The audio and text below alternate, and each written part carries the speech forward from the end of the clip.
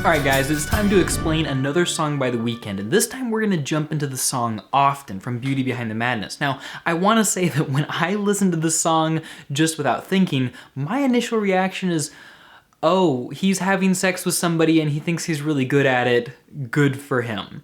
But I have to say that after I got deeper into the lyrics, there is more to this song than I ever expected. And it's the same theme that we see so often in The Weeknd. Again and again and again and again and again. This idea that on the outside he's got it all together, but that on the inside there are problems that he feels like he can't share with anybody. We saw it in The Hills, we saw it in Starboy, we saw it in Can't Feel My Face. We see it in his previous albums. It's all over the place. And surprise, surprise, it's in Often as well. But before we jump into that, let's look at what the surface of this song tells us. And it doesn't tell us something that interesting. Basically, it tells us that he thinks he's a sex god. He says, "This time around, bring your friend with you, but we ain't really gonna sleep at all. In my city, I'm a young god. She asked me if I do this every day. I said often. Asked how many times she rode the wave. Not so often." So the girls he's hooking up with, he hooks up with people more than they do. Bitch is down to do it either way, often. And then he goes on to the chorus to talk about just how good he is at sex. Verse 2 talks about how these girls are infatuated by the fame status, they want to ride in his cars, and how they're gonna leave their boyfriends to be with him. And how when he's done having sex with this girl, he doesn't mind if she has sex with one of his friends, which is an early hint that there's no emotional connection here. It's purely sexual, and he has no investment in these girls as people. Which I think some people would be like, whoa, just like pure sex, like that's great, no emotional, messy connections, all that stuff. The Weeknd seemed to have thought so at first, but now he's put himself in a place where he can't form those emotional connections,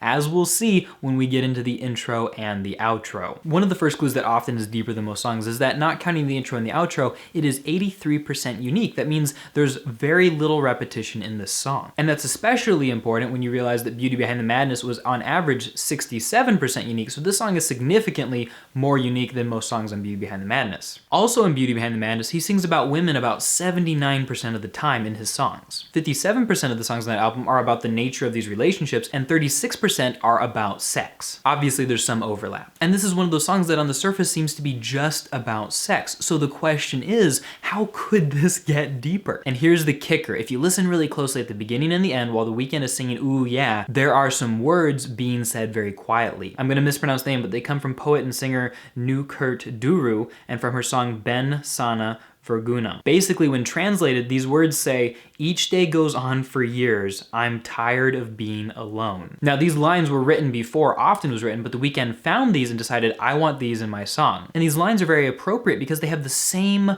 wafting, haunting feeling that we get from the music itself. And you get this picture of The Weeknd living in his fancy penthouse or his fancy house, his mansion, having sex with people often, but still being alone and still feeling like things are stretching out just one day the same as the next. And it's really a depressing picture. Somebody who has everything that they thought that they wanted, but they still don't feel like they have what they need. And I think it's interesting that he puts these words in a foreign language. It's almost as if though he's communicating to us that he doesn't even know how to communicate this to us. Now, obviously he does because he did, but he seems to feel like he's speaking a different language as he asks for help. Despite so much in his music being about that empty place in his heart, fans keep wanting more of the bragging and the Starboy persona. And so he gives it to him. But he still sneaks in some of that vulnerable truth that makes The Weeknd such a good songwriter. Thanks for watching, everybody. Please, if you want more of this and you want more like statistical analysis of The Weeknd and you want to know how several of his different albums relate to each other by repetition,